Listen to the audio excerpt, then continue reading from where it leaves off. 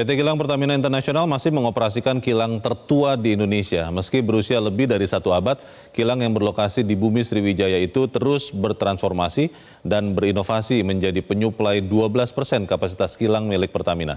Berikut liputan khusus sejarah kilang tertua di Bumi Sriwijaya.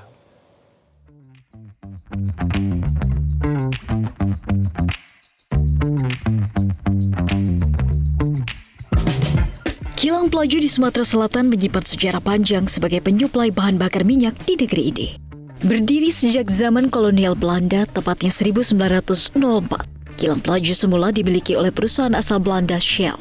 22 tahun berselang hanya terpisah oleh Sungai Grong. Kilang milik Stanford didirikan. 1965, Kilang Shell di Pelaju kemudian diakuisisi PN Pertamina. 3 tahun setelahnya, PN Permina dan PN Pertamina merger menjadi PN Pertamina. Seiring perkembangan zaman, Kilang Pelaju dan Kilang Sungai Grong terus bertransformasi dan tidak hanya melakukan pengolahan minyak. Di tahun 1971, PN Pertamina yang berubah status menjadi Pertamina membangun kilang polipropilen, menjadikan Kilang Pelaju sebagai satu-satunya kilang milik Pertamina yang memproduksi biji plastik. Dengan luas area kilang mencapai 411,22 hektar.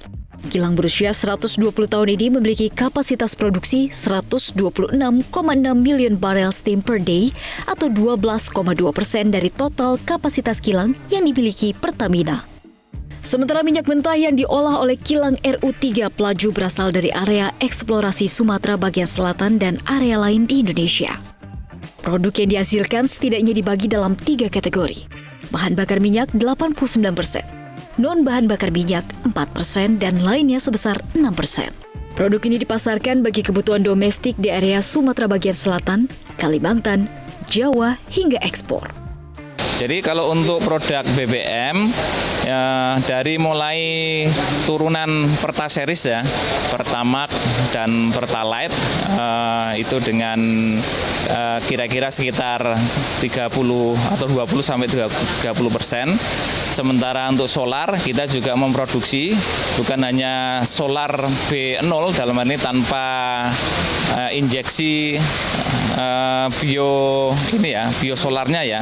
Kalau biosolar kita juga memproduksi untuk B35 itu kapasitasnya itu dalam sehari gitu ya, bisa sekitar 30 sampai 40 ribu barel.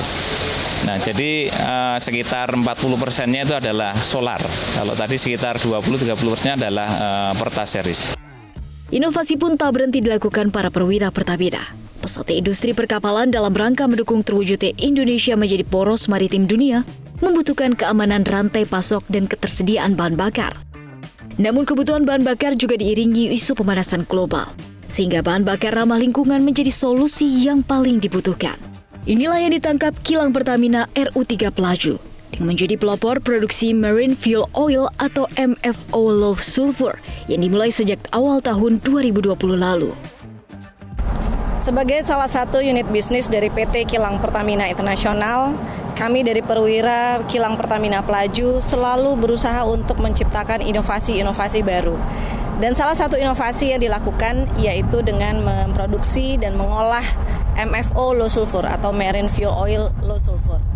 Dan produk ini juga sudah diekspor ke Singapura dan Malaysia dengan rata-rata kapasitas sekitar 300.000 barel sampai 400.000 barel per bulan. Harapannya dengan hadirnya MFO Low Sulfur ini dapat memenuhi kebutuhan nasional dan juga bisa terus dilakukan ekspor ke mancanegara. Dan kami seluruh perwira Kilang Pertamina Pelaju juga akan terus berinovasi, menghasilkan produk-produk yang berkualitas sehingga dapat mendukung pencapaian profit di PT Kilang Pertamina Internasional.